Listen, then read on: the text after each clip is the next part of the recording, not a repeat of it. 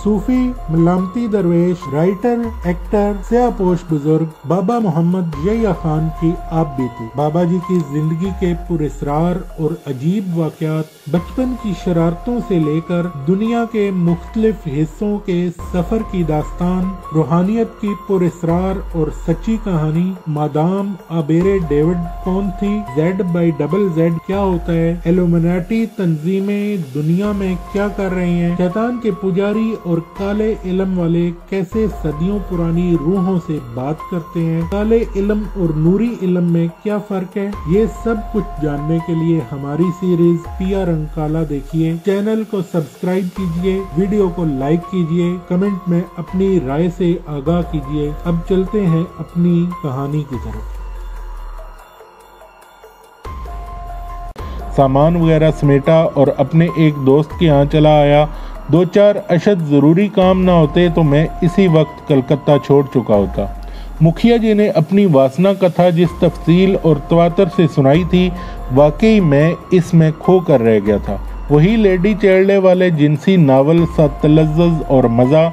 मैंने इस मज़े से बाहर निकलते हुए पूछा, मुखिया जी आप शकीला को वहाँ छोड़कर खुद यहाँ चले आए? वही शकीला जो बकौल आपकी आइडियल थी।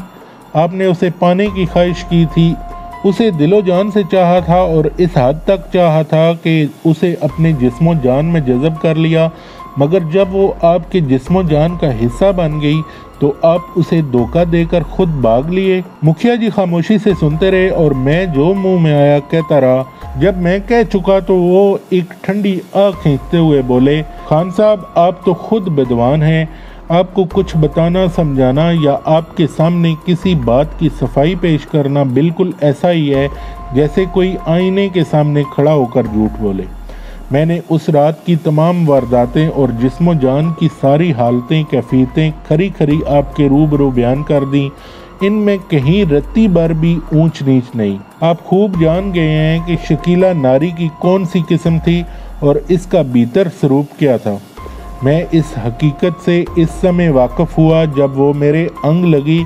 उसने इस रात मेरे अंदर इतना जहर भर दिया था कि अगर मैं फौरन वहाँ से राह फरार इख्तियार न करता तो वहीं भस्म होकर रह जाता। मैं जानता हूँ कि आपको ये कुछ बताना अवश्य नहीं है, आप सब जानते हैं, फिर भी जब अपराधी इंसान अपने मुंह से अपने अपराध कह लेता है तो उसे एक तरह की सहारता मिल जाती है, उसे सुख चैन सा महसूस होता है। आप पहले इंसान हैं जो मेरे बारे में सब कुछ जानते हैं। एक जीवन बीत गया, मेरे चेहरे पे ये पिंजरा चढ़ा हुआ है।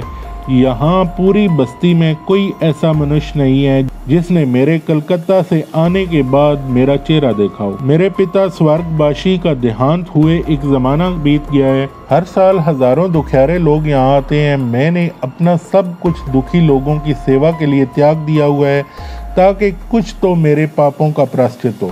दवा दारू, रहना, खाना पीना सब कुछ भगवान देता है। लोग मुझे देवता समान समझते हैं। मेरा चेहरा छुपाना भी इनके नज़दीक मेरा कोई चमत्कार या तपस्या जैसा है। ये भोले भाले और अच्छे लोग क्या जाने कि मुझे क्या दुख है और कैसे कैसे रोग चिमटे हुए हैं। मैं कितना पापी और बुरा हूँ, मैंने कैसे कैसे अन्याय किए हैं।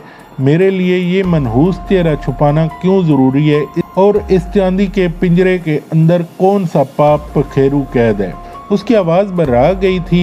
चंद लम्हों के तवक्कुफ के बाद वो बताने लगा, मेरी तालीम मुकम्मल हो चुकी थी, आश्रम की तरफ से फारिग था और सिर्फ शकीला और उसकी नुमाइश की खातिर वहाँ रुका हुआ था।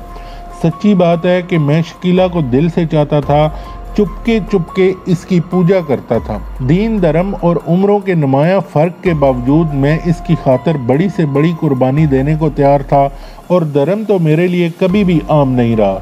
मैं समझता हूँ कि सारे धर्म नदी नाले, नहरों, दरियाओं, आबशारों, झरनों की तरह हैं जो अंत में एक ही विशाल सागर से जाकर मिलते हैं। फिर भी मैं इसकी खातिर मुसलमान होने को तैयार था। मैंने अपना इस्लामी नाम भी चुन रखा था, अब्दुल्ला। मैं ज़हनी तौर पर बड़ा साफ और आसान सा आदमी था। अपनी हवस वासना की खातिर किसी नारी से बलात्कार करना मेरे नज़दीक महापाप था। मैं कभी ऐसा करने का सोच भी नहीं सकता था। खान साहब, भगवान जानता है मेरी ऐसी कोई ख्वाहिश या ज़रूरत नहीं थी। मगर उस रात क्या हुआ, कैसे हुआ, मैं ऐसी गिरावट और वासना के अंधे कुएं में कैसे उतर गया, मेरा दिमाग कुछ काम नहीं करता। उसने कोई मजामत नहीं की थी, मुझे जुबान से एक लफ्ज़ नहीं कहा था। उसका ये रवैया भी मेरे लिए हैरान कुन ज़रूर रहा था। मैं बीच में बोल पड़ा, मुखिया जी, उसका रवैया मौका के मुताबिक फैसला करने वाले एक दानिशमंदाना इंसान का था।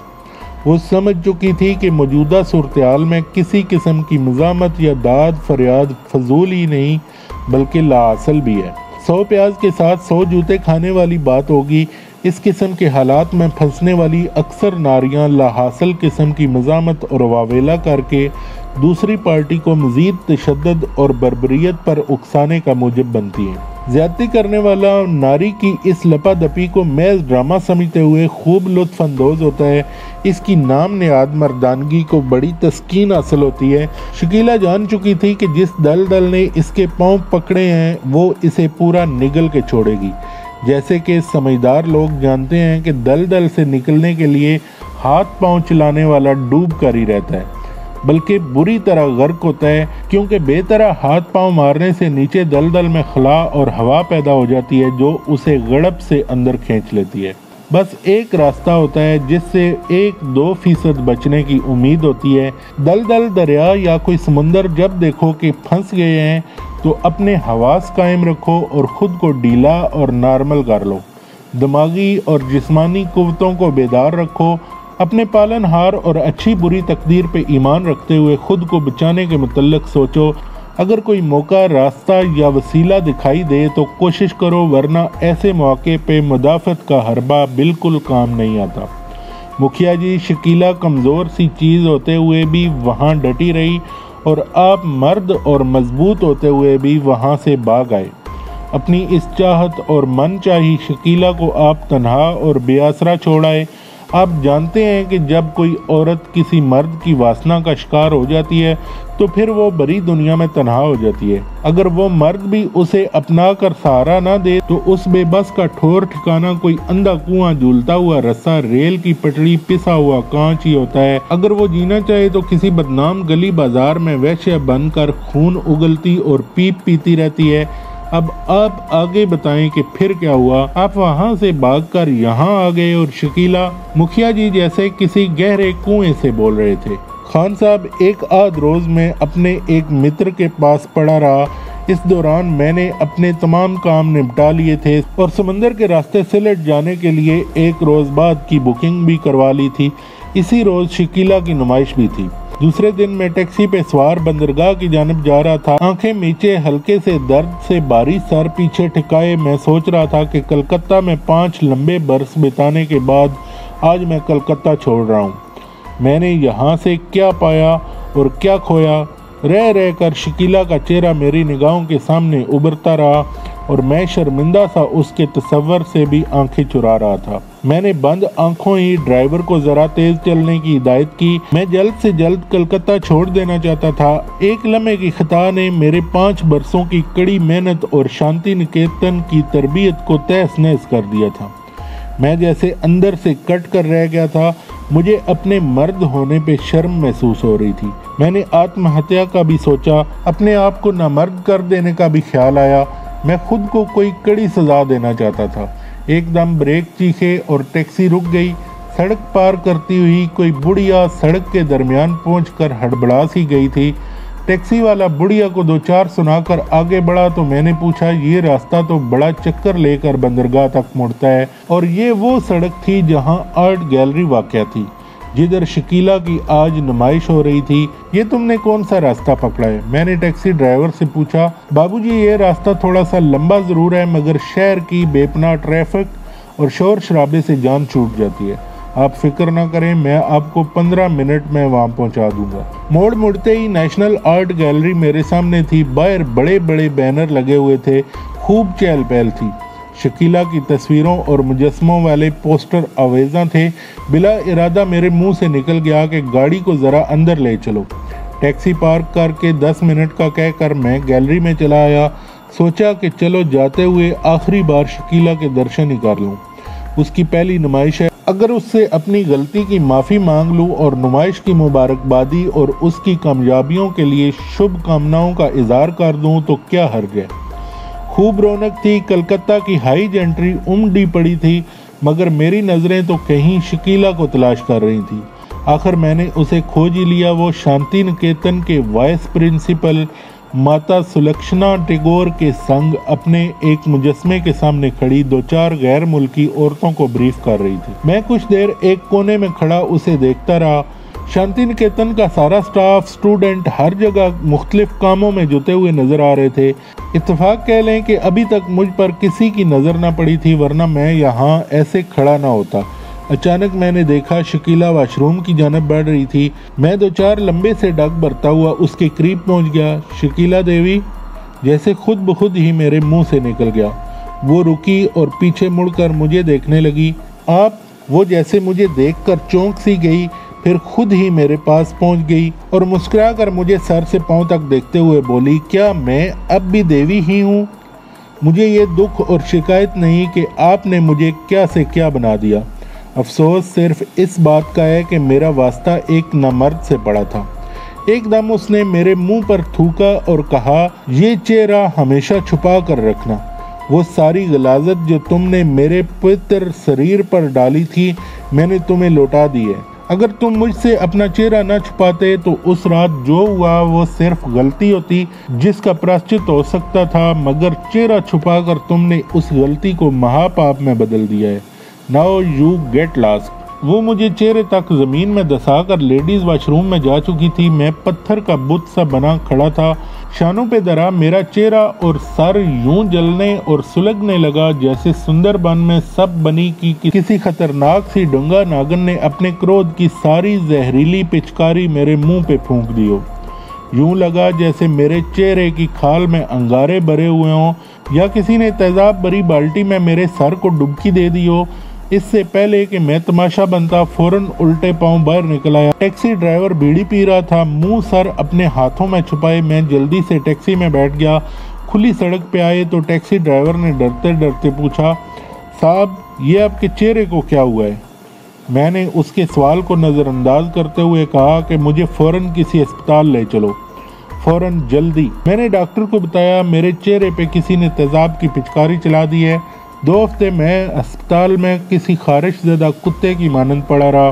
बर वक्त अस्पताल पहुँच जाने की वजह से मेरी दोनों आंखें इस हद तक बच गईं कि मैं धुंधला सा कुछ देख सकूं। नाक की फनक सड़ चुकी थी, होंठ इतने बचे कि पूरे बेचने से भी ऊपर नीचे के दांत जड़ों समेत नंगे रहते हैं। पलकें, पपोटे, अबरू, गाल, कान सब कुछ तबाह हो चुका था। खाल सुकड़ चुकी थी, जबड़े खुल आए थे।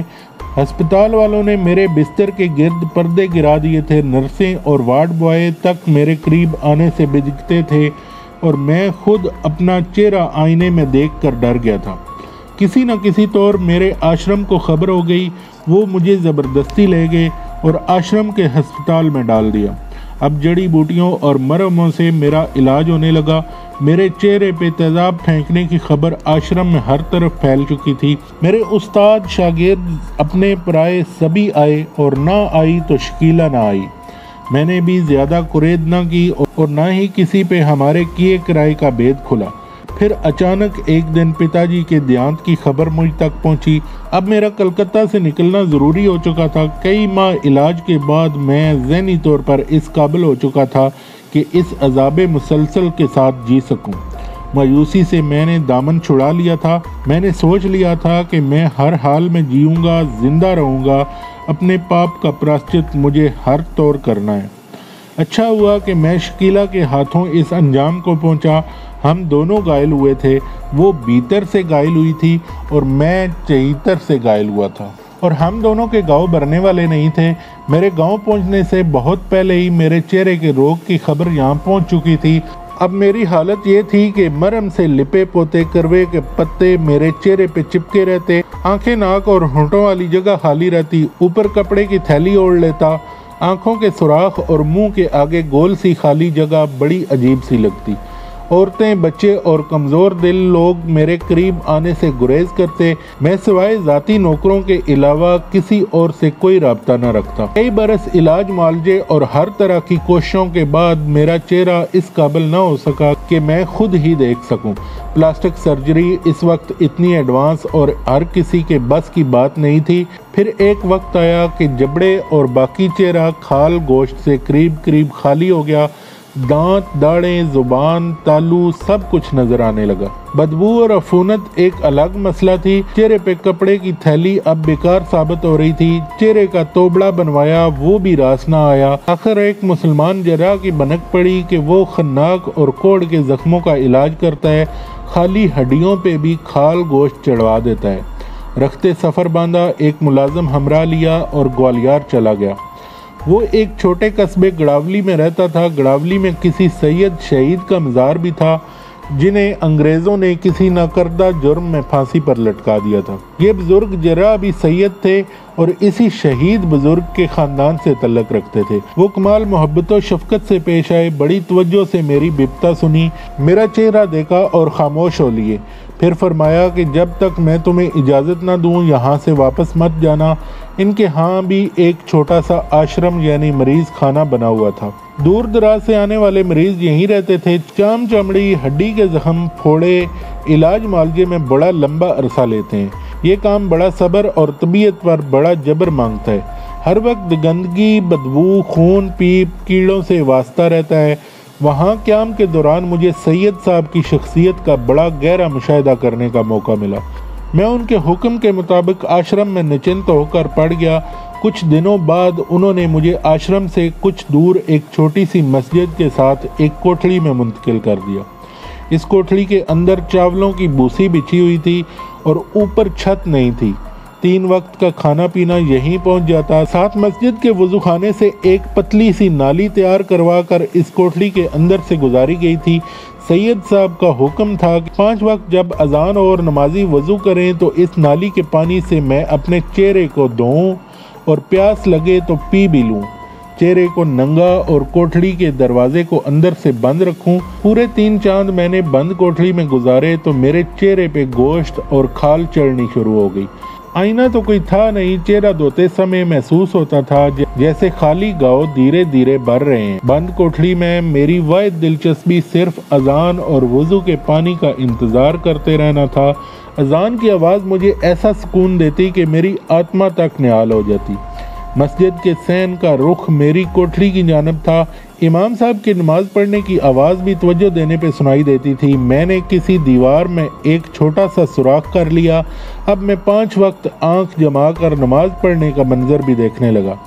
अगले चंद दिनों में बाकायदा नकल करके नमाज भी अदा करने लगा था, यानी रुकू सुजूद नमाजियों के साथ अदा करता। मेरे और मस्जिद के दरमियान सिर्फ एक बराए नाम सा दरम और एक पतली सी दीवार हाइल थी। अगले 3 माह भी किसी मनुष्य ने मेरी सूरत तक न देखी और न ही सैयद साहब ने इधर का रुख किया। सर्दी, गर्मी, सावन, भादों, धूप, बारिश, सब मौसम इसी अस्तबल सी बेछत सी कोठड़ी में गुजर गए। ना कोई दवा और ना कोई मरहम। नाश्ते में दलिया, दोपहर खट्टे दही का सालन जिसमें खूब मिर्ची और अरंडी के बीज से पड़े होते थे, साथ ज्वार और जौ की मोटी सी चपाती होती थी। शाम पतली दाल का शोरबा और चपाती या चावल। मेरे सर के बाल बेतहाशा बढ़ गए थे और चेहरे पे भी कुछ गोश्त चढ़ आया था जिसे मैं सिर्फ अपने हाथों की उंगलियों से महसूस कर सकता था। वो जुमा का रोज़ था। सुबह ही सुबह फजर की नमाज से बहुत पहले सैयद साहब मेरे मुलाजिम के साथ मेरे पास आए और मुझे साथ लेकर मस्जिद के सैन में बैठ गए। महाराज, आज आपका कष्ट अंत हुआ। आप अभी यहाँ से तशरीफ़ ले जाएं। मेरे बस में सिर्फ यही कुछ था।